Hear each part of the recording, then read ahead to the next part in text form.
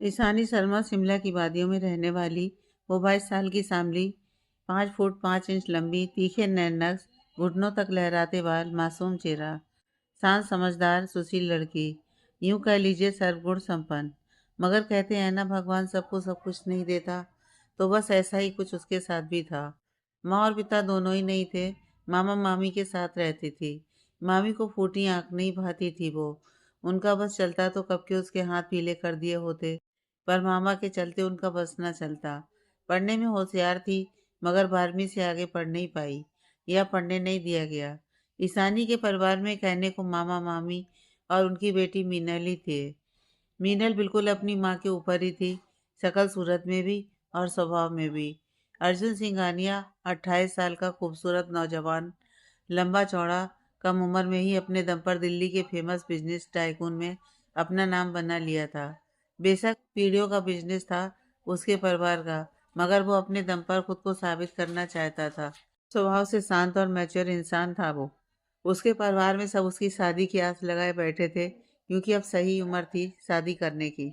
मगर अर्जुन को प्यार शादी जैसी चीजों में कोई विश्वास नहीं था। अर्जुन का परिवार: राम नरेश सिंघानिया अर्जुन के दादाजी, कांता सिंघानिया अर्जुन की दादी जी, रमेश सिंघानिया अर्जुन के पिताजी, राधा सिंघानिया अर्जुन की मम्मा, अशोक सिंघानिया अर्जुन के चाचा, मीरा सिंघानिया अर्जुन की चाची, अनाया सिंघानिया अर्जुन की छोटी बहन, विपुल सिंघानिया अशोक और मीरा का बेटा, अर्जुन से छोटा। इन सब के अलावा अर्जुन की जिंदगी में एक और खास इंसान था, जिसे वो खुलकर अपनी बात कह पाता था, और वो था उसका जिगरी यार केशव। हर सुख दुख में कोई साथ हो ना हो, केशव हमेशा उसका साथ रहता था। सबके सामने शांत रहने वाला अर्जुन केशव के सामने बिल्कुल अलग ही दिखता था। अर्जुन का भरा पूरा परिवार था। एक बात जो सबसे खास थी, उसके परिवार के लोग आपस में बहुत प्यार से रहते थे। कभी कोई कलेश मनमुटाव देखने को नहीं मिला। ये शायद राम नरेश सिंघानिया अर्जुन के दादा और कांता सिंघानिया अर्जुन की दादी के संस्कार और परवरिश का ही असर था, जो इतना हंसता खेलता परिवार था उनका। राम नरेश जी अपना सारा बिजनेस अपने दोनों बेटों रमेश और अशोक के बीच अच्छे से बांट दिया था, और वो दोनों भी बहुत मेहनत से अपने बिजनेस को आगे बढ़ा रहे थे। अब राम नरेश जी अपना सारा समय अपनी पत्नी के साथ घर पर ही रहते थे। उनकी पत्नी कांता जी भी बहुत सुलझी हुई थी। उन्होंने भी घर की बागडोर अपनी दोनों बहुओं राधा और मीरा को सौंप दी थी। वो दोनों देवरानी जिठानी अपनी सास ससुर का बहुत आदर करती थी।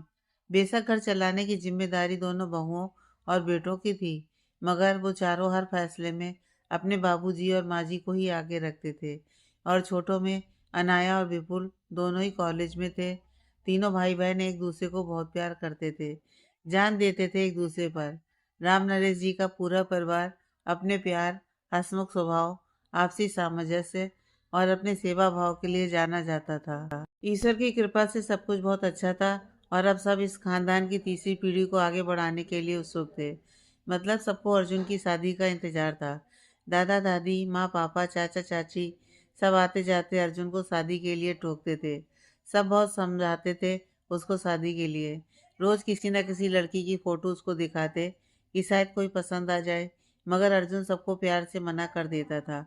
पता नहीं क्यों, मगर उसका दिल कभी किसी के लिए धड़का ही नहीं।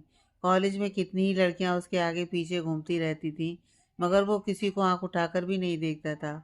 और अब ऑफिस में, बिजनेस पार्टीज में भी, जिसमें आना जाना उसको बिल्कुल भी पसंद नहीं था, मगर मजबूरी के चलते जाना पड़ता था। कितनी ही खूबसूरत हाई क्लास लड़कियां उससे मिलती थीं, उसकी ओर आकर्षित हो जाती थी, मगर वो बस अपने काम से काम रखता था। पता नहीं क्यों दूर भागता था वो प्यार और शादी के ख्यालों से। अर्जुन अपने घर में सबका बहुत प्यार सम्मान करता था, मगर सबसे ज्यादा वो अपनी माँ राधा के करीब था, जो वो अपने मुंह से कह भी नहीं पाता था। उसकी माँ उसके बिना बोले उसकी परेशानी समझ लेती और उसे उसकी परेशानी को दूर करने का तरीका भी समझाती। अपनी माँ की कई बात वो कभी टालता नहीं था, सिवाय शादी करने के। राधा जी भी ये बात समझती थी। बेशक वो अर्जुन को शादी के लिए टोकती थी, मगर उन्होंने कभी उसके ऊपर नाजायज दबाव नहीं डाला था। वो जानती थी कि कहीं ना कहीं कोई ना कोई उनके बेटे की हमसफर होगी ही, जो वक्त आने पर उससे जुड़ जाएगी। बस इस विश्वास के सहारे वो अपने लाडले पर अपना प्यार दुलार लुटाती रहती। घर का बड़ा बेटा होने के चलते अर्जुन वैसे ही सबका लाडला था। घर पर परिवार के सामने अर्जुन थोड़ा नरम रहता, मगर बिजनेस के मामले में एकदम धीर गंभीर रहता था। केशव उसके साथ उसके बिजनेस को ही संभालता था, या यूं कहें कि केशव उसका आर्थिक सलाहकार था। दोनों की जोड़ी की वजह से अर्जुन की कंपनी एएस एंटरप्राइज लिमिटेड ने दिल्ली में अपनी अच्छी खासी पहचान बना ली थी और धीरे धीरे नंबर 1 की दौड़ में आगे बढ़ रहे थे। वहीं दूसरी ओर ईशानी का दिन एक निश्चित डर्रे पर चल रहा था। 12वीं के बाद मामी ने उसे आगे पढ़ने नहीं दिया और बस सारा दिन उसे घर और दुकान के काम में लगाए रखती और जली कटी बातें सुनाती रहती। वो भी बिना कोई ऊफ किए चुपचाप काम करती रहती। आंखों में आंसू होते, मगर उन्हें कोई पूछने वाला नहीं था। इसलिए वो रात को अपनी डायरी में रोज अपने उन सपनों को लिखती जिनके कभी पूरे होने की उम्मीद भी नहीं थी उसे। एक उसकी डायरी ही थी जो उसके बेतासा दर्द को खुद में समेट लेती थी। रात को वो यही सोचते हुए सोती कि पता नहीं कभी उसके अच्छे दिन भी आएंगे और वो दिल से मुस्कुरा पाएगी भी या नहीं। शिमला, खूबसूरत पहाड़, बेहतरीन नज़ारे, दिलकश मौसम, सैलानियों से भरे बाजार। इतनी भीड़ में कोई थी जो खुद को हमेशा से अकेला महसूस करती थी। न जाने कब से वो सुबह का इंतजार कर रही थी जब उसकी ज़िंदगी में भी खुशियाँ आएंगी। न जाने कब वो खुलकर मुस्कुरा पाएगी। पता नहीं कब ख़त्म होगा उसका इंतज़ार। अरे कहाँ सोच में डूब गई। जल्दी जल्दी हाथ चला, थोड़ी देर में भीड़ हो जानी है। दुकान का शटर हटाते हुए मीनल बोली। हाँ हाँ करती हूँ मैं, इतना बोल वो जल्दी जल्दी दुकान का सामान जचाने लगी। शिमला के मेन बाजार में खूबसूरत कलाकृतियों की दुकान थी उसकी। हाँ उसी की, उसके पापा की। उसके जाने के बाद मामा मामी खुद ही यहाँ आ गए और उसको संभालने के साथ दुकान पर भी अपना कब्जा जमा लिया। कहने को तो वो मालकिन थी उस दुकान की, मगर यहाँ भी वो एक नौकर की तरह ही सारा काम देखती थी। उसकी बहन मीनल सिर्फ गल्ले पर बैठकर पैसे गिनती रहती। वैसे तो उसके मामा ही दुकान पर बैठते थे, मगर आजकल उनकी तबीयत कुछ ठीक नहीं चल रही, इसलिए मन मारकर मीनल को आना पड़ रहा था। जबकि उसे घर के साथ साथ दुकान का भी सारा काम करना पड़ता, बिना रुके, बिना थके। 1 मिनट की फुर्सत नहीं मिलती थी उसे अपने लिए। पर चाहे जो हो, उसे इस दुकान से प्यार था बहुत। उसके लिए ये सिर्फ एक दुकान ना होकर उसके माँ पापा की आखिरी निशानी, उनका आशीर्वाद थी। बहुत मन से वो यहाँ की हर चीज़ का ख्याल रखती थी। शिमला में जो घूमने आता अपने साथ यहाँ की कोई ना कोई खूबसूरत निशानी ले ही जाता था, इसलिए दुकान से कमाई ठीक ठाक हो ही जाती थी। मामा मामी, खासकर मामी दुकान से होने वाली कमाई का पूरा हिसाब रखती थी। आज भी एक और नया दिन था, रोज के जैसा ही। शाम का समय हो रहा था, बाजार में भी सैलानियों की भीड़ बढ़ने लगी थी और मीनल और वो दुकान में सामान को अच्छे से जचा रही थी। ईशानी, ईशानी कहाँ हो? दुकान के अंदर घुसती हुई एक लड़की बोली। अरे दीपिका तुम? सामने मीनल थी। तुम यहाँ कैसे? क्यों, मैं अपनी सहेली से मिलने नहीं आ सकती क्या? टेढ़ा सा मुंह बनाते हुए दीपिका बोली। दीपिका जानती थी कि मीनल और उसकी माँ ईशानी के साथ बहुत खराब व्यवहार करती थी। उन्होंने जानबूझकर उसे आगे पढ़ने भी नहीं दिया था, जबकि वो पढ़ाई में बहुत होशियार थी। ईशानी वैसे ही बहुत कम बोलती थी, लेकिन वो अपनी बात जल्दी से किसी को कह भी नहीं पाती थी। लेकिन स्कूल के दिनों से दीपिका उसकी सहेली बनी, जो उसके बिन बोले उसके जज्बातों को भी समझ जाती थी। दीपिका ने अभी अपना ग्रेजुएशन पूरा कर लिया था और जब भी उसे टाइम मिलता वो अपनी दोस्त से मिलने पहुंच जाती थी। मीनल कुछ बोलती इससे पहले ईशानी दुकान के अंदर से बाहर आकर दीपिका के गले लग गई। बहुत दिनों बाद दीपिका को देख आंखों में नमी उतर आई थी। कैसी है तू? दीपिका ने ईशानी के गले लगे लगे ही पूछा। ईशानी की आंखें भरी थीं। बहुत दिनों बाद कोई ऐसा सामने था जो उसको समझ सकता था। बस उसी पल के सुकून को महसूस कर रही थी वो। बोल ना, कैसी है तू? मैं ठीक हूँ। इतने दिनों बाद याद आई तुझे मेरी। तुझे पता है ना, तेरे सिवा कोई नहीं मेरा जो मुझे समझता हो। कब से तेरे आने का इंतजार कर रही थी मैं। क्यों नहीं आई तू? बच्चों जैसी मासूमियत लिए वो बोली और इतना बोलते ही उसकी आंखें छलक गईं। चुप, बिल्कुल नहीं रोना। फिर से गले लगाकर दीपिका उसे चुप करवाने लगी। बहुत ज़रूरी काम ना होता तो मैं क्या इतने दिन तुझसे मिलने नहीं आती? तू भी मेरी इकलौती सबसे प्यारी सहेली है। अच्छा सुन, तुझे एक अच्छी और बुरी खबर सुनानी है मुझे। बता पहले कौन सी सुनाऊं? दीपिका उसकी तरफ देखते हुए बोली। पहले बुरी खबर ही सुना, फिर अच्छी खबर सुनूं। ईशानी अपने आंसू पोंछते हुए बोली, तो सुन, मुझे तुझसे दूर जाना पड़ेगा। जानती हूँ मेरे यहाँ से चले जाने से तू बिल्कुल अकेली पड़ जाएगी, पर जाना भी जरूरी है। थोड़ा उदास होते हुए दीपिका ने कहा। दूर जाना पड़ेगा? मगर क्यों? क्या शादी वादी तय हो गई है तेरी? बता ना, क्यों जाना जरूरी है? और वो अच्छी खबर क्या है? जल्दी बता। ईशानी दीपिका की बात सुन थोड़ा घबरा गई। अरे बाबा, कोई शादी वादी तय नहीं हुई मेरी। अच्छी खबर यह है कि दिल्ली में मेरी जॉब लग गई है, इसलिए। क्या कहा? जॉब लग गई है, वो भी दिल्ली जैसे शहर में? ये तो बहुत बहुत अच्छी खबर सुनाई तूने। रुआसी ईशानी उसकी ये बात सुनकर बहुत खुश हो गई। हाँ, और इसलिए मुझे यहाँ से दिल्ली शिफ्ट होना पड़ेगा। दीपिका ने ईशानी के कंधे पर अपना सिर टिकाते हुए कहा। कोई बात नहीं दीपू, तुझे तेरे सपने पूरे करने का मौका मिल रहा है, ये तो कितनी खुशी की बात है। नहीं तो कितने ही बदनसीब लोग हैं इस दुनिया में जिन्हें सपने देखने की भी इजाजत नहीं होती। एक बार फिर ईशानी के चेहरे पर दर्द की झलक नजर आ गई। तू टेंशन मत ले ईशू, मैं तुझे भी अपने साथ ले जाऊंगी। हाँ बिल्कुल, मामी तो बड़े ही प्यार से मुझे तेरे साथ रवाना कर देंगी, है ना? बोलते हुए दोनों मुस्कुरा दी। हंसते हंसते फिर एक बार ईशानी की आंख भर आई। वही मीनल कितनी देर से बैठी बैठी इन दोनों की बातें सुन रही थी।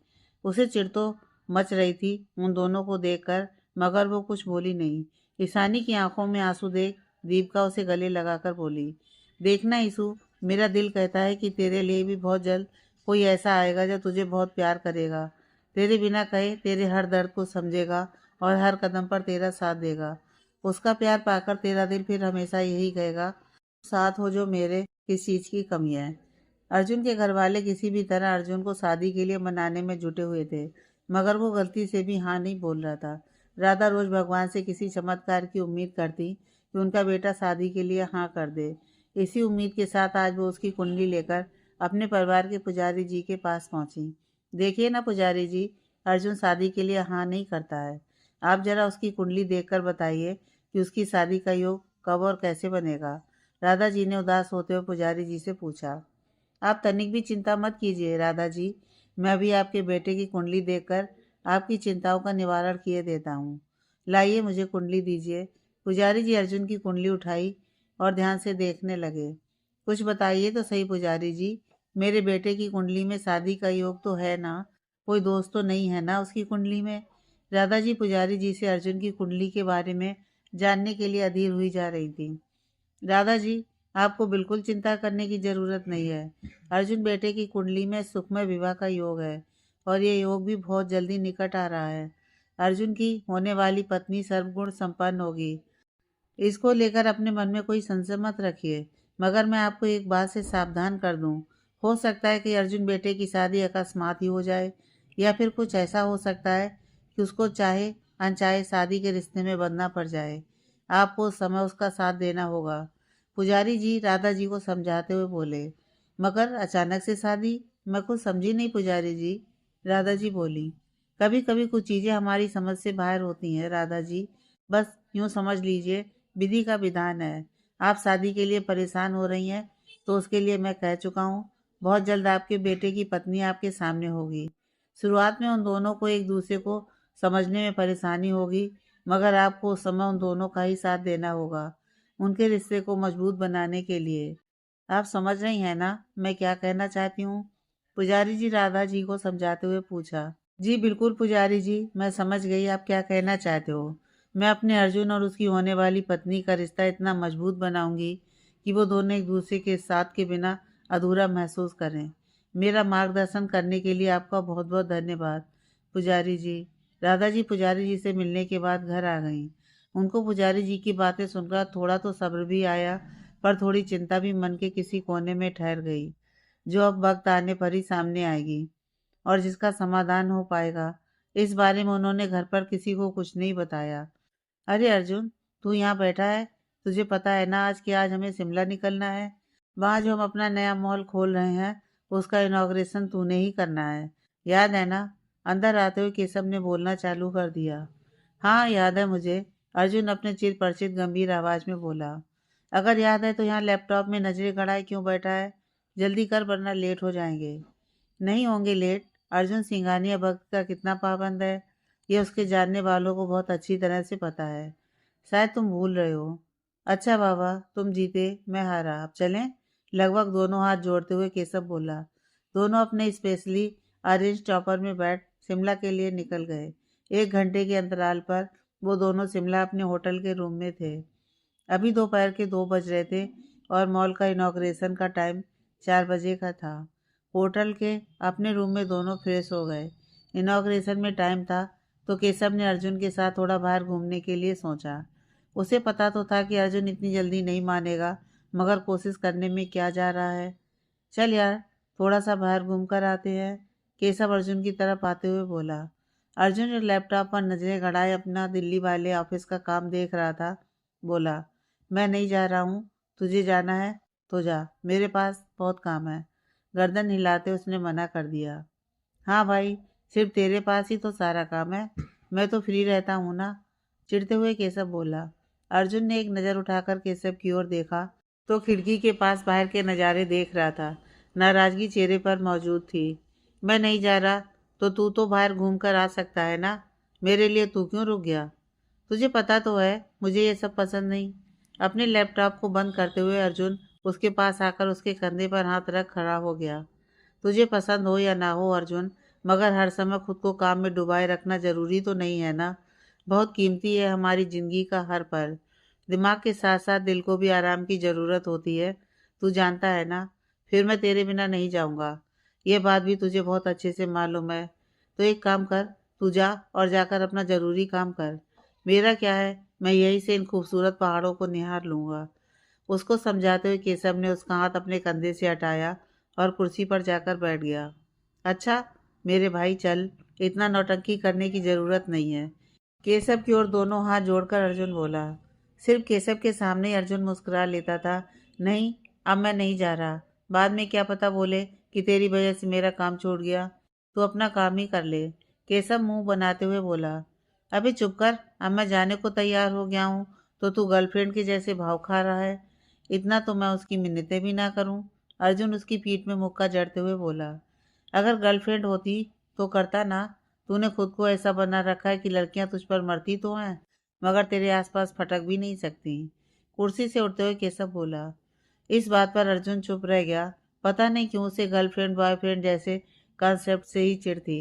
मगर मैं तो चाहता हूँ कि मुझे सीधा एक प्यारी सी मासूम सी भाभी ही मिल जाए। कहाँ तू गर्लफ्रेंड एंड ऑल दैट के चक्कर में पड़ेगा। मेरी तो यही सलाह है, पहले शादी कर ले, प्यार तो फिर हो ही जाना है। आंख मारकर केशव मुस्कुरा दिया और रूम से बाहर निकल गया। रुक, तुझे तो मैं बताता हूँ। उसकी बात सुन अर्जुन भी उसके पीछे पीछे निकल गया। शिमला का मॉल रोड घूमते हुए दोनों उस तरफ देखने लगे जहां से बहुत सारे लोग एक झुंड बनाकर खड़े तमाशा देख रहे थे। शायद कोई लड़का किसी लड़की को परेशान कर रहा था, मगर किसी ने भी आगे बढ़कर उस लड़की की मदद करने की कोशिश नहीं की। आजकल लोग मददगार कम, तमाशबीन ज्यादा होते हैं।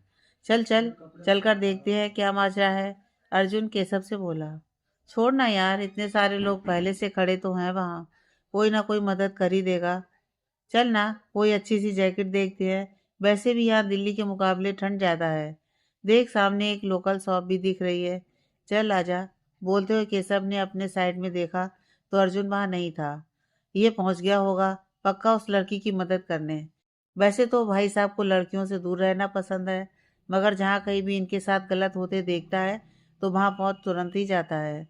हे प्रभु, मेरे यार की नीरस जिंदगी में थोड़ी सी बहार ले आओ। अंदर से बहुत अकेला है ये, भरा पूरा परिवार होते हुए भी जाने क्यों इतना गंभीर रहता है ये। किसी को तो भेज दो इसके जीवन में जो इसे हंसना और मुस्कुराना सिखा दे। मन ही मन भगवान से अपने दोस्त की खुशी की विनती करते हुए केशव भी उसी ओर निकल गया। क्या जबरदस्ती है, जब चीज खरीदी है तो इसके पैसे भी पूरे दो, मीनल एक नौजवान लड़के से भड़क कर बोल रही थी। सही तो दिए हैं दाम, तुम लोग इतना ज्यादा पैसे बोलते हो कि कहाँ तक कीमत कम कराएं। वो लड़का चिढ़ते हुए बोला। जो सही है उतनी ही कीमत बताई है, अगर खरीदनी है तो पूरे पैसे दो, वरना चलते बनो। पता नहीं कहाँ कहाँ से चले आते हैं। मीनल जो मुंह में आए बोले जा रही थी। उसकी बात सुनकर उस लड़के को बहुत गुस्सा आ गया। उसने मीनल के हाथ को कसकर पकड़ा और गुस्से से बोला, तमीज से बात कर, मैं ढंग से बात कर रहा हूँ और तू सर पर चढ़े जा रही है। अब तो मैं ये सामान भी लेकर जाऊंगा और ये दुकान भी बंद कराऊंगा। इतना बोल उसने दुकान में रखे सामान को फेंकने के लिए हाथ बढ़ाया कि तभी ईशानी उसके सामने आ गई और हाथ जोड़ते हुए बोली, ऐसा मत कीजिए प्लीज़, ये दुकान ही हमारी रोजी रोटी है। आप इस सामान को तोड़ देंगे तो हमारा नुकसान हो जाएगा। प्लीज़ ऐसा मत करिए। हाथ जोड़ते हुए ईशानी बोली।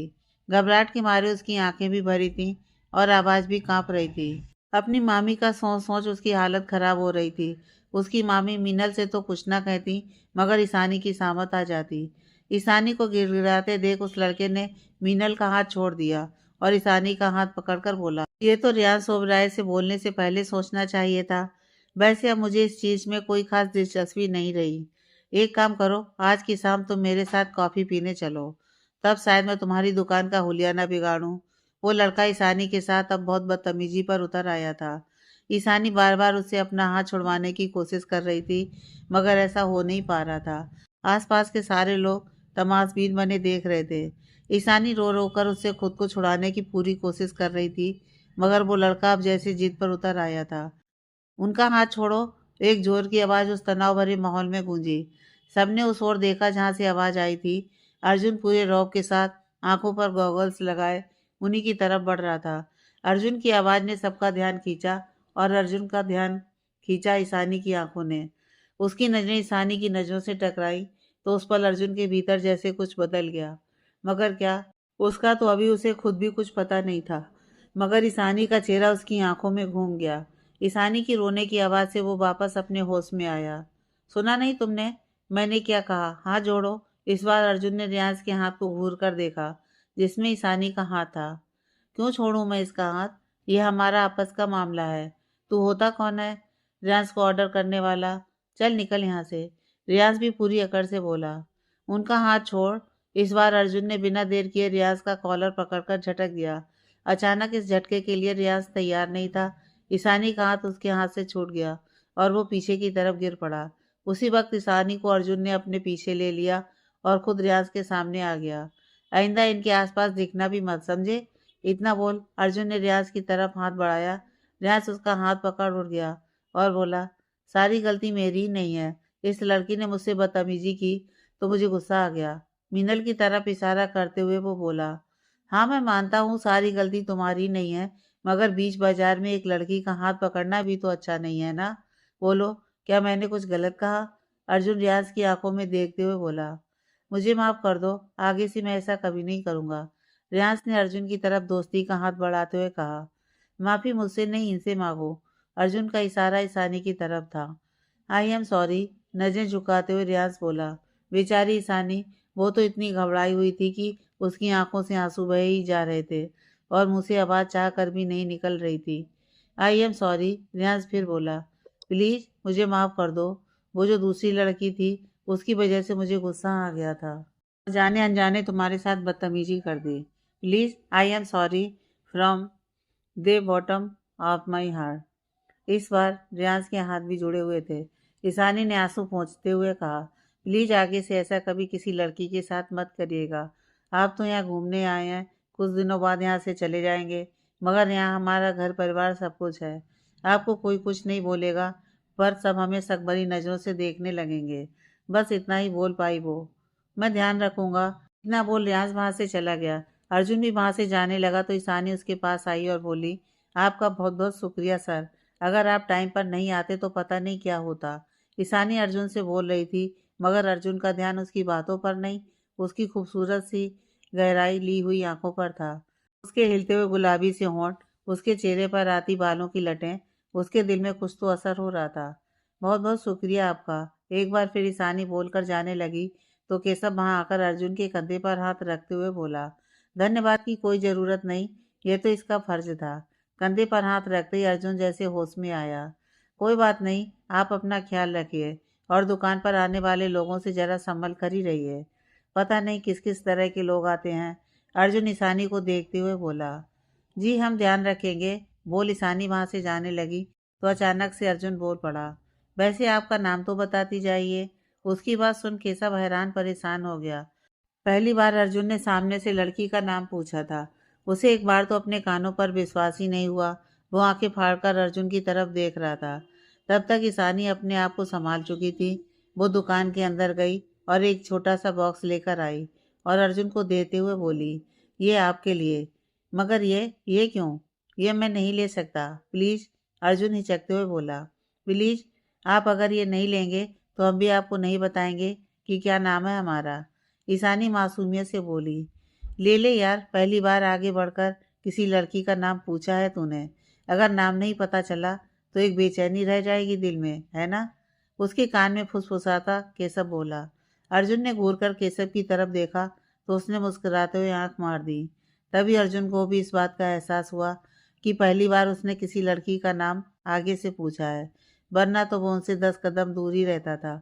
उसने आगे बढ़कर ईशानी के हाथ से बॉक्स लिया तो दोनों की उंगलियां हल्की सी आपस में टकरा गईं। दोनों को एक साथ ही बहुत अजीब एहसास हुआ। अर्जुन, जो बहुत रिजर्व इंसान था, आज उसके एहसास बहुत अलग थे। वहीं ईशानी की आंखों में शर्म की एक झलकी दिखाई दी।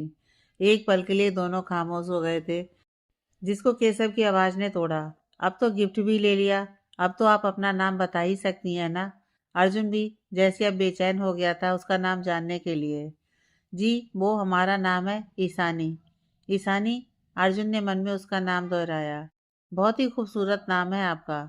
अर्जुन को चुप देख केशव ने बात संभाली। जी, बहुत बहुत शुक्रिया आपका। अगली बार जब भी आप अपने परिवार के साथ आएं तो हमारी दुकान पर भी जरूर आइएगा। मुस्कुराते हुए ईशानी बोली, उफ, ये क्या हो रहा है मुझे? क्यों मन खींच रहा है इस हंसी की तरफ? उसको हंसते देख अर्जुन का रहा सा चैन भी उड़ गया, मगर कुछ बोला नहीं। उसने उसके चेहरे से नजरें हटा ली और धन्यवाद बोलकर आगे बढ़ गया। जी, जी बिल्कुल, जरूर आएंगे। अब शायद आना ही पड़ेगा। किसी का चैन खो गया है यहाँ, उसे लेने तो आना ही पड़ेगा ना। पीछे वाली लाइन केशव ने बिल्कुल धीरे से बोली और ईशानी को बाय बोलकर वो भी वहां से निकल गया। ईशानी दुकान के अंदर चली गई। मीनल तो पहले ही घर भाग गई थी, इसलिए अब ईशानी अकेले ही दुकान पर थी। आज की घटना को लेकर अंदर से बहुत सहम गई थी वो, मगर कहती किसे, बस फिर से खुद को ही दिलासा दिया और अपना काम करने लगी। मगर आज पहली बार कुछ अलग सा एहसास उसके दिल में घर कर गया था। उधर आगे चलते हुए अर्जुन के पीछे पीछे केशव गुनगुनाते हुए चलने लगा। पहला नशा पहला खुमार, नया प्यार है नया इंतजार, कर लूं मैं क्या अपना हाल, ए दिले बेकरार तू ही बता। अर्जुन ने उसकी तरफ घूर कर देखा और बोला, ऐसा कुछ नहीं है, मेरा मन किया तो मैं गाना गा रहा था। तुझसे इस गाने का कोई मतलब नहीं है या फिर है? केशव उसे आंख मारते हुए बोला, कुछ नहीं है, मतलब कुछ नहीं है। चल, बहुत काम पेंडिंग है। मॉल के इनॉग्रेशन का टाइम हो रहा है, कहीं ऐसा ना हो हम ही लेट पहुंचे। नजर चुराते हुए अर्जुन ने बात बदलने की कोशिश की। ओह, तो बात बदलने की कोशिश की जा रही है। अच्छा बच्चू, तू और लेट? वैसे तो ऐसा पॉसिबल नहीं है, मगर ऐसा कुछ हुआ भी तो कोई ना कोई रीजन होगा। वैसे क्या हम लेट होने वाले हैं? केशव पीछे से आगे आता हुआ बोला। अर्जुन ने कुछ बोला नहीं, बस एक गुस्से वाला लुक उसको दिया। केशव बस उसको देख मुस्कुरा दिया। एक छोटी सी मुस्कान तो अर्जुन के चेहरे पर भी आ गई, जिसे वो बखूबी छिपा गया। रह रहकर ईशानी का मासूम सा चेहरा उसकी आंखों के सामने आ रहा था। दोनों मॉल के इनॉग्रेशन के लिए सही टाइम पर पहुंचे। अब मॉल का उद्घाटन अर्जुन सिंघानिया के हाथों होना था, जो खुद ही मॉल का मालिक भी था। तो सारा स्टाफ उनके आगे पीछे ही लगा हुआ था। सारी मीडिया वहाँ थी। शिमला का one of the biggest and beautiful mall बनाया था उसकी कंपनी ने। मॉल का उद्घाटन करने के बाद अर्जुन और केशव ने एक प्रेस कॉन्फ्रेंस भी की। कुछ रिपोर्टर्स ने उनसे मॉल से जुड़ी क्वेश्चंस पूछे। शिमला में मॉल खोलने के पीछे कोई खास वजह? कैसे ये मॉल यहाँ के लोगों को पसंद नापसंद का ख्याल रखेगा, वगैरह। सभी सवालों में से कुछ जवाब अर्जुन ने तो कुछ जवाब केशव ने बहुत ही समझदारी और आराम से दिए। रिपोर्टर्स में से फिर किसी ने एक बार फिर वही चीज पर चीज सवाल उठाया। अर्जुन जी, आपका शादी करने के बारे में क्या विचार है? आप एक यंग और हैंडसम बिजनेसमैन हैं और आप अभी तक सिंगल हैं, ऐसा क्यों? वैसे तो अर्जुन इस सवाल के लिए हमेशा तैयार ही रहता था, क्योंकि उसे पता था कि मीडिया सार्वजनिक जीवन से ज़्यादा निजी जीवन में ताका झांकी करती है। तो हर बार वो एक नया नपा तुला सा जवाब देता था, मुझे प्यार और शादी में कोई इंटरेस्ट नहीं है। पर इस बार इस सवाल को सुनकर उसकी आंखों के सामने ईशानी का मासूम सा चेहरा घूम गया और वो चाह कर भी कोई जवाब नहीं दे पाया। उसको खामोश देख केशव ने बात संभाली। अरे भाई, जब मिस्टर अर्जुन सिंघानिया की शादी होगी तो आप सबको पता चल ही जाएगा ना। आप बस देखते जाइए, नो मोर क्वेश्चंस प्लीज, कहते हुए केशव ने प्रेस कॉन्फ्रेंस खत्म की। कुछ देर बाद दोनों को वापस दिल्ली के लिए निकल गए। इस बार वापस जाते समय अर्जुन थोड़ा बेचैन था। केशव उसकी बेचैनी समझ रहा था, मगर कुछ बोला नहीं। दिल्ली वापस आने के बाद 2 महीने निकल गए। घर पर सभी की एक बात होती, अर्जुन शादी कर ले। हर बार बात को टाल देने वाला अर्जुन अब कोई जवाब नहीं देता था, मगर जहन में एक चेहरा जरूर छा जाता था। उसे समझ में नहीं आता था कि क्यों ईशानी उसके दिल से जा नहीं पा रही। खुद को काम में व्यस्त रखने की कोशिश भी ईशानी को उसके मन से नहीं निकाल पाई। और दूसरी तरफ उस दिन के बाद मीनल की जिंदगी में तो कोई खास बदलाव नहीं आया, मगर मामी हाथ मुंह धोकर ईशानी की शादी करवाने के चक्कर में लग गईं।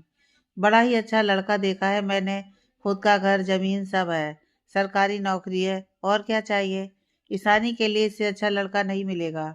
क्या कहते हो जी। रात को खाने के समय मामी ने मामा को बताया तो रोटी बनाती ईशानी के हाथ रुक गए। पर अभी इतनी जल्दी क्या है, मामा ने निवाला मुंह में रखते हुए कहा। जल्दी? अरे ईशानी 22 की हो गई है, और कितनी देर बाद शादी करनी है। मामी की बातों में नाराजगी छलक आई थी। मामा कुछ बोलने ही लगे थे कि मामी तुरंत बोली, मैंने अपनी तरफ से बात पक्की कर दी है। वो लोग कल घर आ रहे हैं रिश्ता पक्का करने, तुम अपनी टांग बीच में मत अड़ाना। गुस्से से बोलती हुई मामी अपने रूम में चली गईं और मामा चुपचाप खाना खाते रहे। मगर ईशानी, उसका तो हाल अब बुरा हो चला था। शादी की बात सुनते ही उसकी आंखों से आंसू बह निकले। उसकी मामी इतनी भी अच्छी नहीं थी जो ईशानी के भले बुरे के बारे में सोचकर कोई फैसला लें। उसे तो बस शादी करके घर से बाहर निकालना था ईशानी को। रात को डायरी को अपने दिल का दर्द सुना रही थी और आंखों से आंसू बह रहे थे। बहुत परेशान और बेचैन थी वो। उसे समझ में नहीं आ रहा था कि क्या करे। बस ऐसे ही आंखों आंखों में उसकी रात गुजर गई। अगला दिन ईशानी की जिंदगी में एक नया तूफान लाने वाला था। आज मामी के चेहरे की खुशी देखते ही बन रही थी। मीनल भी अपनी माँ की खुशी में खुश थी, और मामा, उनका तो होना ना होना एक बराबर था। सुबह ही मामी ने मीनल को बोल दिया था ईशानी को अच्छे से तैयार करने के लिए। मन मार उसने ईशानी को तैयार तो कर दिया था, मगर ऐसे कि देखने वाला उसका मजाक बना सके। ईशानी को तो खुद के बारे में कभी इतना होश ही नहीं रहा कि खुद को भी आईने में देख अच्छे से बन समझ सके। खैर, सुबह के 11 बजे दरवाजे पर दस्तक हुई और ईशानी के दिल की घबराहट बढ़ गई। लड़के वाले ईशानी को देखने आ पहुंचे। ईशानी किचन में काम कर रही थी। आइए आइए, बहुत बहुत स्वागत है आपका। मामी बड़े ही प्यार से उन्हें अंदर ले आई। लड़के वालों में लड़का या फिर आदमी, उसकी माँ और उसकी बहन ही आई थी। देखने से लड़का 35-36 साल का, शकल से आवारा लग रहा था। उसकी माँ और बहन भी बड़ी चालाक और शातिर दिख रही थी। वो सब सोफे पर आकर ऐसे पसरे जैसे उन्हीं का घर हो। मामा और मीनल भी वहीं सामने बैठ गए। मामी ने ईशानी को चाय नाश्ते लाने के लिए आवाज लगाई। मामी की आवाज सुनकर ईशानी जोर से घबरा गई। आंखों में नमी उतर आई, गला चौंक गया। किचन से उसने झांक कर देखा तो सामने बैठे उस आदमी को देख उसकी आंखों से आंसू बह निकले। मामी उसके साथ ऐसा क्यों कर रही है? क्या मीनल के लिए वो ऐसा लड़का ढूंढेंगी? दिमाग ने काम करना बंद कर दिया। मामी इस बार थोड़ी जोर से चिल्लाकर बोली, ईशानी, मेहमान इंतजार कर रहे हैं, चाय लेकर जल्दी बाहर आओ। भरी आंखों से ईशानी ने चाय की ट्रे उठाई और बाहर चली गई। ईशानी को देखते ही उन तीनों के चेहरे पर अजीब सी मुस्कुराहट छा गई। आओ यहाँ बैठो, लड़के की माँ ने उसे अपने पास बुलाते हुए कहा।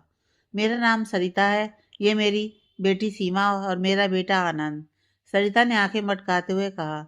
ईशानी ने एक नज़र उठाकर उस लड़के की तरफ देखा तो वो उसे खा जाने वाली नजरों से घूर रहा था। आंखों से उसने बहुत अजीब सा इशारा किया तो ईशानी ने डरकर नजरें झुका लीं। ईशानी, जाओ अपनी होने वाली सासू माँ के पास जाकर बैठो, ईशानी के कंधे पर दबाव बनाते हुए मामी बोली। ईशानी घबराते हुए उनके पास जाने लगी तो बीच में बैठे आनंद ने उसके हाथ को हल्के से छू दिया। डर के मारे वो सहम गई और जोर से आंखें बंद कर लीं। मामी ने फिर उसे पुकारा तो वो सरिता के पास जाकर बैठ गई। जी, हमें तो लड़की बहुत पसंद आई, क्यों ना अभी इनका रोका कर दें। ईशानी के सर पर हाथ फेरते हुए वो बोली। अभी? पर मैंने तो अभी कोई तैयारी नहीं की।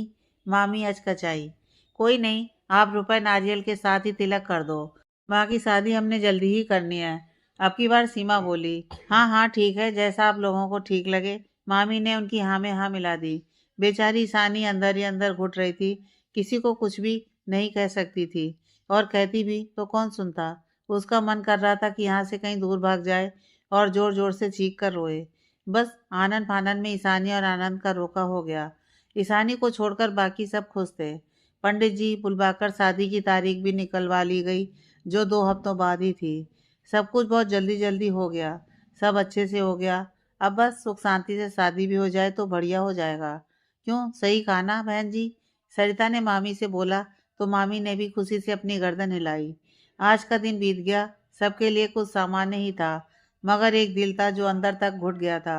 2 जोड़ी आंखें थीं जो बिना रुके बह ही जा रही थीं। मन की तड़प डायरी में सिमट रही थी। क्या कभी उसकी जिंदगी में थोड़ी सी खुशी आएगी? आसमान में चमकते चांद को देखते हुए उसकी तड़प और बेचैनी बढ़ रही थी। सिर्फ 2 हफ्ते बाद उसकी शादी हो जाएगी, उस इंसान से जो उससे उम्र में कितना बड़ा था, स्वाद से कितना गंदा था, वो तो उसकी छुअन से ही पता चल गया था ईशानी को। शिमला से आने के बाद से ही अर्जुन का मन बेचैन रहने लगा था। पता नहीं क्यों उसका दिल और दिमाग उसके बस में नहीं था। जितना खुद को समझाता उतना ही खुद को ईशानी की ओर खिंचा हुआ पाता।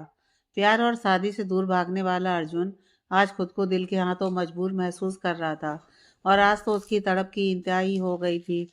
उसने केशव को फोन घुमाया और शिमला चलने के लिए कहा। उसका यूं अचानक शिमला जाने के लिए कहना केशव को भी समझ नहीं आया, पर उसने मना भी नहीं किया। कुछ घंटों बाद दोनों शिमला के अपने होटल रूम में थे। केशव जो पूरे रास्ते चुप था, अब उसने अर्जुन से अचानक यहाँ आने का कारण पूछा। अर्जुन उसकी बात का कोई जवाब नहीं दे पाया, तो बात टालते हुए कमरे से बाहर निकल गया। केशव गुस्से से उसके पीछे आया और उसको अपनी तरफ घुमाते हुए बोला, जो मैं सोच रहा हूँ क्या वही बात है? मुझे क्या पता कि तू क्या सोच रहा है? अर्जुन इस बार या पहली बार केशव से नजरें चुरा रहा था। अच्छा, तो तुझे पता नहीं कि मैं किस बारे में बात कर रहा हूँ?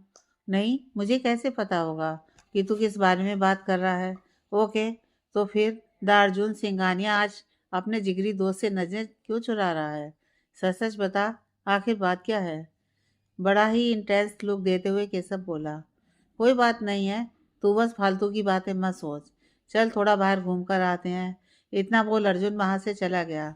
अच्छा बेटा, अपने दोस्त को उल्लू बनाएगा तू, मुझे सब पता है, पर जब तेरे मुंह से सुन लूंगा तब सबर आएगा। केशव मुस्कुराता हुआ उसके पीछे चला गया। मॉल रोड पर घूमते दोनों ईशानी की दुकान पर पहुंचे। अर्जुन बड़ी ही बेसब्री से ईशानी की एक झलक देखने को बेचैन था, और केशव उसे तो अर्जुन का चेहरा देखकर मजा आ रहा था, मगर वो कुछ बोला नहीं। दोनों काफी देर तक दुकान के सामने पड़ी बेंच पर बैठे रहे, पर वो ही नहीं हुआ जिसका इंतजार अर्जुन को था। मतलब ईशानी नहीं दिखाई दी उसे। काफी लंबे इंतजार के बाद केशव उठा और सीधे दुकान में घुस गया। अर्जुन को कुछ समझ नहीं आया कि केशव एकदम से उठकर दुकान के अंदर क्यों चला गया। कुछ देर बाद केशव बाहर आया तो अर्जुन उसकी तरफ उम्मीद भरी नजरों से देख रहा था। केशव समझ गया था कि अर्जुन क्या जानना और सुनना चाहता है। केशव उसके कंधे पर हाथ रख थोड़ा उदास होकर बोला, यहाँ से चलो अर्जुन, अब यहाँ बैठे रहने का कोई मतलब नहीं है। मगर ऐसा क्यों कह रहे हो तुम? हैरानी से खड़े होते हुए अर्जुन बोला, वो इसलिए क्योंकि तू जिसका इंतजार कर रहा है ना, वो यहाँ नहीं, अपने घर पर है, और 4 दिन बाद उसकी शादी होने वाली है। उदास और परेशान सा केशव बोला, शादी? उसकी बात सुनकर अर्जुन के दिल में एक कसक उठी, मगर कुछ बोला नहीं। वो चुपचाप जिस रास्ते से आए थे उसी पर वापस चलने लगा। केशव को उसे ऐसे देख उसके लिए बहुत बुरा लग रहा था, पर वो क्या ही कर सकता था। दोनों अपने होटल वापस आ गए। रात हो चुकी थी। अर्जुन बिल्कुल गुमसुम खामोश था। केशव उसके हालत अच्छे से समझ रहा था, इसलिए उसने अर्जुन को अभी तक बिल्कुल अकेला नहीं छोड़ा था, बल्कि यहाँ वहाँ की बातों से वो उसका दिल बहलाने की कोशिश कर रहा था। मगर ये दिल दिल तो एक बार जिस बात के लिए अड़ जाए वो बस अड़ ही जाता है, और यही अर्जुन के दिल का हाल था। तड़प थी ईशानी को एक झलक देखने की, मगर ऐसा संभव होते दिख नहीं रहा था। डिनर रूम में आ चुका था। केशव ने कितनी बार उसे खाने के लिए कहा, मगर वो टालता ही रहा। फिर जब केशव ने खुद भी ना खाने की धमकी दी तो बेमन से अर्जुन ने 2 निवाले खा लिए। इसी बीच अर्जुन का फोन बजा तो देखा माँ का फोन आ रहा था। राधा जी अर्जुन के एकदम से शिमला जाने से थोड़ी परेशान हो गई थी। कब से वो अर्जुन का फोन मिलाने की कोशिश कर रही थी, मगर शायद नेटवर्क इशू था जो अर्जुन ने फोन नहीं उठाया। हेलो बेटा, कब से फ़ोन लगा रही हूँ, फ़ोन क्यों नहीं उठा रहा? ऐसे अचानक शिमला क्यों चला गया? कोई परेशानी तो नहीं है ना? खाना खाया तूने? बिना रुके राधा जी के सवाल शुरू हो चुके थे। मैं ठीक हूँ माँ, खाना भी खा लिया है। आप परेशान मत हो, हम कल आ जाएंगे। अभी रखता हूँ, कल आकर बात करूँगा आपसे। इतना बोल अर्जुन ने फ़ोन रख दिया। क्यों नहीं बताया माँ को कि तू परेशान है? अर्जुन की तरफ घूरते हुए केशव बोल पड़ा।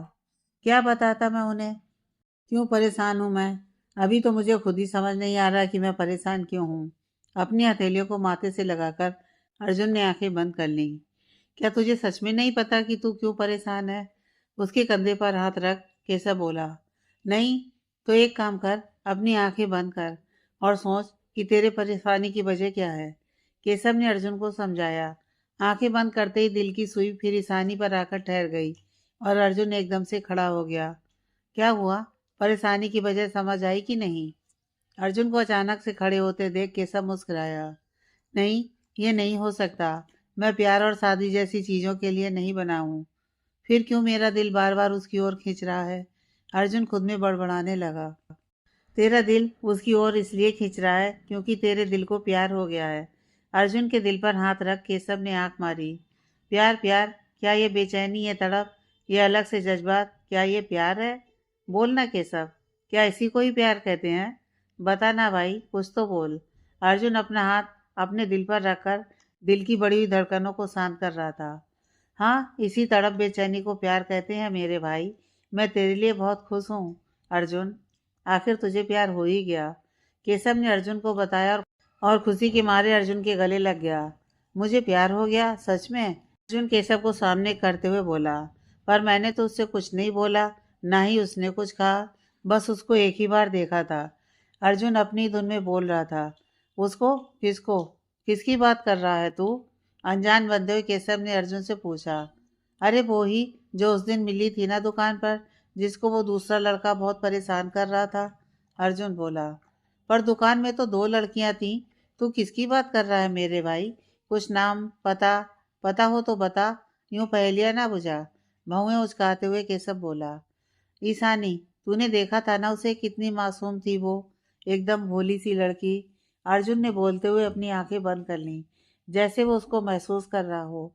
अर्जुन के मुंह से ईशानी का नाम सुनते ही केशव मुस्कुरा दिया और बोला।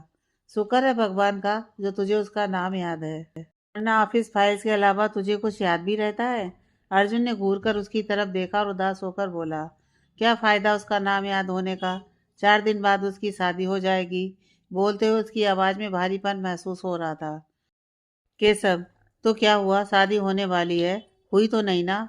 निकाल लेंगे कोई ना कोई जुगाड़। केशव को सोचते हुए बोला। नहीं, ऐसा कुछ नहीं करेगा तू। मैं नहीं चाहता मेरी वजह से उसकी लाइफ में कोई प्रॉब्लम क्रिएट हो। चल सो जा, कल वापस जाना है हमें। अर्जुन बोल तो रहा था पर वो ही जानता था उसके दिल की तड़प जो उसे चैन नहीं लेने दे रही थी। हाँ, कुछ देर इधर उधर की बातें करते हुए केशव की आंख लग गई, मगर अर्जुन, नींद तो उसे कहाँ आ जाने वाली थी। वो उठा और होटल के बाहर खुली हवा में आ गया। रात धीरे धीरे गहरी होती जा रही थी और वो अपनी धुन में रास्ते पर आगे बढ़ रहा था। चलते चलते वो अचानक किसी से टकराया और जब सामने वाली गिरने लगी तो उसका हाथ पकड़कर उसने अपनी ओर खींच लिया। इस तरह खींचने से वो लड़की अर्जुन के सीने से आ लगी। उस लड़की ने कसकर अपनी आंखें बंद की हुई थी। दोनों हाथ अर्जुन के सीने पर थे। कुछ पल की खामोशी के बाद वो लड़की एकदम से अर्जुन से दूर हट गई और अब अर्जुन को उसका चेहरा नजर आया, जिसको देखते ही उसके दिल का चैन भी लौट आया।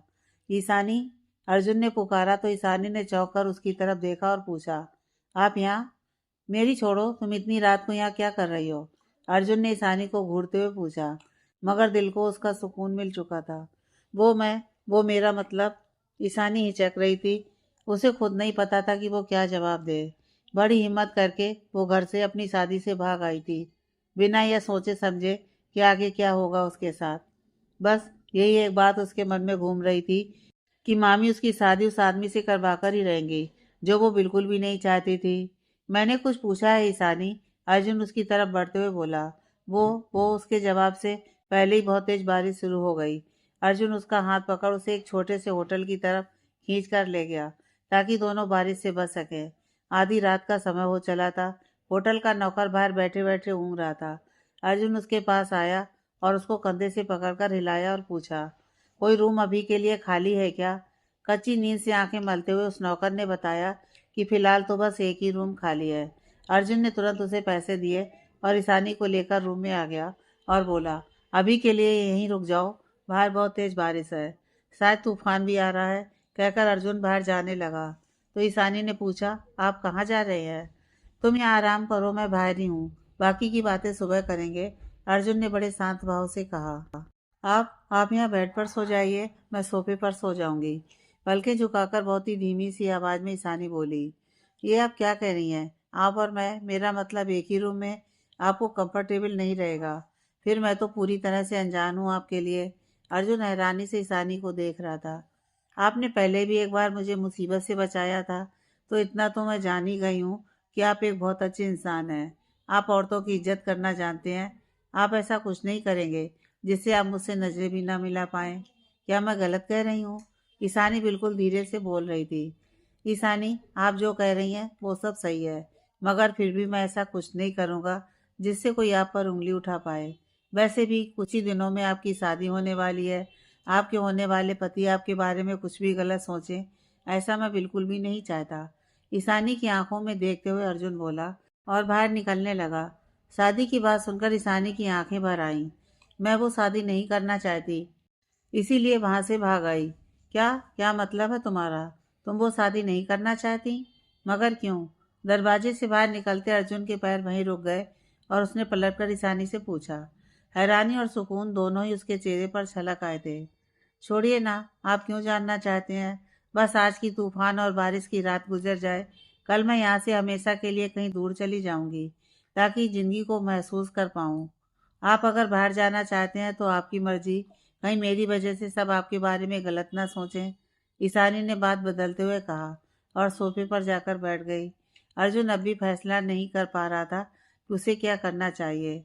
कुछ पल ठिठक कर वो वापस कमरे में आ गया और ईशानी से बोला, मैं नहीं जानता कि क्या सही है या क्या गलत, मगर आज की रात मैं अपने विश्वास और तुम्हारे भरोसे को टूटने नहीं दूंगा।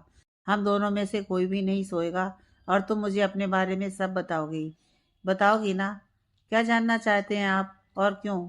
बस आज की रात ही हम यहाँ हैं, कल आप अपने रास्ते और मैं अपने रास्ते। बड़ी ही मासूमियत और चेहरे पर दर्द की झलकी लिए ईशानी बोली, वो सब कुछ जिसकी वजह से तुमने इतना बड़ा कदम उठाया, क्योंकि बिना किसी बड़ी तकलीफ के कोई अपना घर यूं ही नहीं छोड़ता। बोलो, सही कहा ना मैंने? फिर एक बार ईशानी के सामने आते हुए वो बोला, पर अब की बार उसके शब्दों में आपकी जगह तुम शामिल हो गया था। अपना घर? गहरी सांस लेते हुए बेचारगी से ईशानी बोली, हाँ, तुम्हारा घर, जहाँ तुम रहती हो। थोड़ा सा हैरान होते हुए अर्जुन बोला। पर ईशानी खामोशी रही। उसे चुप देखकर अर्जुन फिर आगे बोल उठा, तुम्हारे बारे में मैं और कुछ नहीं जानता, मगर अब जानना चाहता हूँ सब कुछ। क्यों इतना बड़ा कदम उठाया तुमने? क्यों तुम शादी से भागना चाहती हो, बिना यह सोचे कि आगे क्या होगा? अर्जुन लगातार ईशानी के चेहरे को देख रहा था, जैसे कुछ समझना चाहता हो। वहीं ईशानी अपनी नजरें चुरा रही थी, क्योंकि वो नहीं चाहती थी कि अर्जुन उसकी बेचारगी पर तरस खाए। प्लीज बताओ मुझे, शायद मैं तुम्हारी कोई मदद कर पाऊँ। अगर थोड़ा सा भी भरोसा हो मुझ पर तो प्लीज बताओ अपने बारे में। अर्जुन जैसे गिड़गिड़ा रहा था। बाहर अब शायद बारिश बंद हो चुकी है। क्या लगता है आपको? बात को टालने की कोशिश पूरी कर रही थी ईशानी। तो तुम नहीं बताओगी? गहरी सांस भरते हुए अर्जुन बोला। ठीक है, तुम नहीं बताना चाहती तो कोई बात नहीं। बस कुछ घंटे और, फिर मैं तुम्हें तुम्हारे घर सही सलामत छोड़ आऊंगा। नहीं नहीं, मैं उस घर में वापस नहीं जाऊंगी, किसी भी हालत में नहीं जाऊंगी, कभी नहीं जाऊंगी। लगभग चीखते हुए ईशानी बोली और साथ ही आंसू उसके गालों पर लुढ़क आए, जिसे देखकर अर्जुन और परेशान हो गया। ओके ओके, तुम घर नहीं जाना चाहती तो मत जाना, पर प्लीज रोना मत। मुझे लगेगा कि तुम मेरी वजह से रो रही हो। प्लीज, अगर मेरी बातों से तुम्हें तकलीफ हुई हो तो please, I am sorry. Arjun ने उससे माफी मांगते हुए कहा। नहीं, आप क्यों सॉरी बोल रहे हैं? आपने तो मेरी मदद ही की है। प्लीज सॉरी मत बोलिए, मुझे अच्छा नहीं लगेगा। ईशानी ने अपने आंसू साफ करते हुए कहा। तो प्लीज तुम भी चुप हो जाओ, सुबह होने के बाद निकल जाएंगे। अर्जुन ने उसे समझाते हुए कहा। तो ईशानी ने जवाब में सिर्फ गर्दन हिला दी। उसके बाद ईशानी सोफे पर सिमट कर बैठ गई और अर्जुन इधर उधर परेशान सा कमरे में ही इधर उधर घूमता रहा। उसकी आंखों में नींद का एक कतरा भी नहीं था। ईशानी को देख लेने के बाद आंखों को तो सुकून मिल गया था, मगर दिल और दिमाग बहुत परेशान था। आखिर क्या वजह हो सकती जो ये अपने घर से भाग आई? क्यों इसे अपना घर छोड़ना पड़ गया? इससे पूछा तो इसने कुछ बताया नहीं। क्या करूं? इसे अकेले छोड़ भी नहीं सकता और अपने साथ ले जा नहीं सकता। हे भगवान, अब तू ही मुझे कोई रास्ता दिखा। जिंदगी में पहली बार कोई दिल को पसंद आया और उससे अपने दिल की बात कह भी नहीं सकता। पता नहीं क्या सोचेगी है। इन्हीं सवालों के जवाब ढूंढते ढूंढते सुबह का सूरज निकल आया। ईशानी, ईशानी उठो, सुबह हो गई है। अर्जुन ने दूर से ही ईशानी को पुकारते हुए कहा, मगर ईशानी उठी नहीं। अरे, ये तो अभी तक सो रही है, क्या करूं? कैसे उठाऊं इसे? अर्जुन ने सोचते हुए ईशानी के पास आया। जैसे ही उसे पुकारने लगा तो उसके चेहरे पर उसकी नजरें टिक गईं। सांवली सी सूरत, पतले खूबसूरत होंठ, तीखी सी नाक, माथे पर आती बालों की लटें और चेहरे पर छाई बेतासा मासूमियत सोती हुई और भी खूबसूरत लग रही थी। अर्जुन का मन ही नहीं किया कि उसे जगाने का। चाहता था बस यूं ही उसे देखता रहे। अर्जुन उसे उठाने गया, मगर उसके चेहरे में ही खोकर रह गया। कुछ देर बाद ईशानी कसमसाई और धीरे धीरे अपनी आंखें खोली। सामने अर्जुन को देखकर वो एकदम घबरा गई और अर्जुन भी हड़बड़ा गया। महबूब, आपने मुझे उठाया क्यों नहीं? खुद को सामान्य करते हुए ईशानी ने अर्जुन से पूछा। तो अर्जुन नजरें चुराता हुआ बोला, वो मैंने तुम्हें आवाज लगाई थी, मगर तुम गहरी नींद में थी, इसलिए फिर नहीं उठाया। ईशानी उठी और अंदर बाथरूम में जाकर फ्रेश होकर बाहर आ गई। तब तक अर्जुन ने 2 कप कॉफी और सैंडविच ऑर्डर कर दिए थे, जिसे रूम बॉय आकर दे गया था। चलिए चलते हैं, मेरी वजह से आप पहले ही लेट हो गए हैं। ईशानी बाथरूम से बाहर आकर बोली। हाँ चलते हैं, पर आओ कुछ खा लो, रात को भी कुछ नहीं खाया था तुमने। अर्जुन ने कॉफी की तरफ इशारा करते हुए कहा। इसकी क्या जरूरत थी? ये क्यों मंगवाया आपने? ईशानी हिचकते हुए बोली, क्योंकि सुबह के टाइम सभी नाश्ता करते हैं ना। ईशानी की हिचक महसूस कर अर्जुन थोड़े हल्के फुल्के मूड में बोला, तो आप कर लीजिए नाश्ता, फिर निकलते हैं हम। ईशानी की हिचक खत्म नहीं हो रही थी। इस रूम में हम दोनों के अलावा कोई और है क्या? अर्जुन ने टेढ़ी निगाह करके पूछा। नहीं तो, मगर आप ऐसा क्यों पूछ रहे हैं? हैरानगी भरी आवाज में ईशानी बोली। तो फिर यहाँ 2 कप कॉफी और सैंडविच जो रखे हैं वो ऑफ कोर्स हम दोनों के लिए ही होंगे ना। प्लीज आ जाओ और ब्रेकफास्ट कर लो। अर्जुन मुस्कुराते हुए बोला। अरे इतना मत हिचकिचाओ, आओ नाश्ता कर लो। इस बार अर्जुन ने थोड़ी जोर देकर बोला तो ईशानी उसके पास आकर बैठ गई और चुपचाप नाश्ता करने लगी। तो आगे के लिए क्या सोचा है? घर तुम जाना नहीं चाहती और यहाँ अकेले मैं तुम्हें छोड़ नहीं सकता। तो बताओ क्या किया जाए? काफ़ी की सिप लेते हुए अर्जुन ने ईशानी से पूछा। तो उसके पास कोई जवाब नहीं था। देखते हैं जहाँ किस्मत ले जाएगी, पर आप मेरी चिंता मत कीजिए। आपने इतना किया उसके लिए आपका बहुत बहुत शुक्रिया। चलिए अब चलते हैं। अपना नाश्ता खत्म कर उठते हुए ईशानी बोली।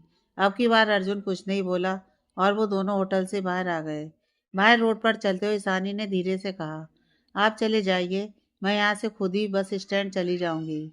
नहीं ईशानी, मैं तुम्हें ऐसे अकेले नहीं छोड़ सकता। मैं चलता हूँ तुम्हारे साथ तुम्हारे घर।